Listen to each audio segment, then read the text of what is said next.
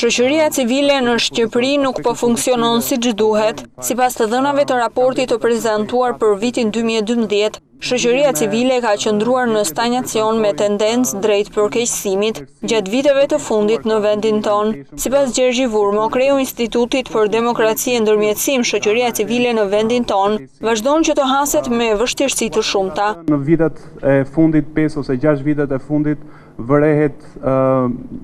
minimalisht vërehet një stagnacion dhe për disa dimensione janë vërejtur edhe përkeqësime, sidomos për periudhën deri në vitin 2011.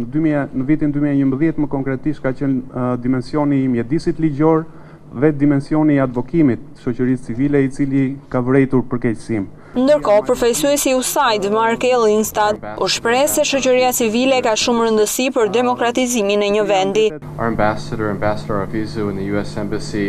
Shpesh, ambasadori Aleksandar Arvizu ka bërë apel që zëri i shoqërisë civile të dëgjohet më shumë në vendin tuaj. Kjo pasi ka rëndësi për zhvillimin e një vendi. Shoqëria civile luajti rol të rëndësishëm në vëzhgimin e zgjedhjeve të qershorit. Pikërisht për këtë, ambasada amerikane do të vijojë mbështetjen me grante pasi zhvillimi i saj është i rëndësishëm për demokratizimin e vendit. Shoqëria civile në vendin tonë shpesh është e përjashtuar prej politikbërjes, ndërkohë që her pas here përballet edhe me probleme të tjera që kanë të bëjnë me ligjin apo financimin.